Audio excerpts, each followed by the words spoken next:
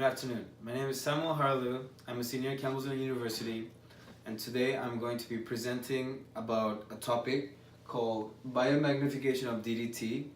This is oriented towards knowing your audience and explaining it to people from different walks of life.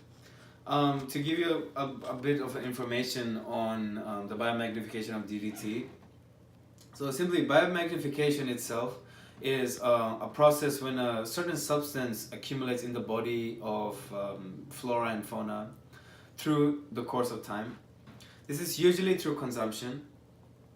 For example, if a chemical is present in an aquatic ecosystem, it will be eaten by an aquatic organism, and that organism will be eaten by another organism, say a bird, and that in turn, that process will keep continuing until it reaches the top of the food chain, and ultimately in some way it can make its way towards us humans. And one particular chemical that has been known to be susceptible to the process of biomagnification, mostly because it has many harmful effects, is called DDT. The full form of DDT is dichlorodiphenyl trichloroethane, and its common name is DDT. So because this process of biomagnification of DDT is something that can negatively affect not only the environment but also the human population, it is befitting that people from every walk of life understand it. So in this presentation we'll be attempting to explain it to people, to three different types of people. The first is a senator, say for example a Kentucky state senator, and my grandmother, and a potential employer of, say, a company that does quality control of water. So for the Kentucky state senator, we would have to take an approach where it would tie into the welfare of the Commonwealth of Kentucky. And in that way, if the senator understands it, he can possibly do something like, say, pass a bill or impose a ban of the particular chemical, so that in the long run it doesn't affect the health adversely of the people of Kentucky. So this is a small write-up here for the Kentucky state senator. DDT is a chemical that has accumulated in the bodies of many animals and plants over time due to its widespread use in the environment in the form of pesticides to control insects in the state of Kentucky. The chemical has the potential to find its way into the bodies of human beings through consumption of plants and animals exposed to it. Since it has been known to have many harmful effects on our health, such as causing cancer, miscarriages, damage to the nervous system, a bill should be passed to completely ban the use of DDT as pesticides, and suitable measures should be taken, and suitable alternatives should be taken to regulate meat and plant products, and ultimately make it safe for consumption. So that's a way you could present the information to the senator, and then maybe possibly introduce to him a way that he could act on it, and actually in the end up benefiting the welfare of the whole state. The next person to explain this topic to would be my grandmother.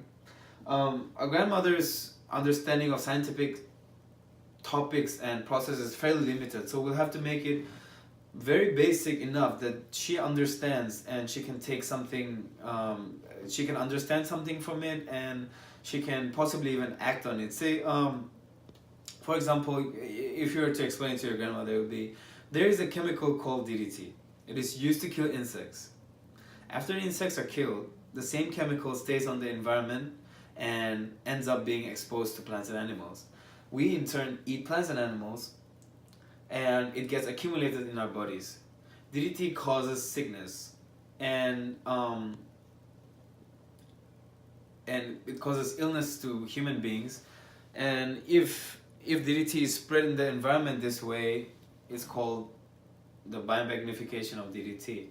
And there's a very simple way, basically stating parts of the process in a way that she can understand it. And I think I think it would be a good way for just her to somehow grasp what the process is, and for her to say, even end up she will tell her friends, or she will tell her family, or and possibly she can just avoid eating plants and animals that may or may not be infected by DDT. Maybe she will ask questions on further understanding the topic, and that basically is a very simple way to make your grandmother understand.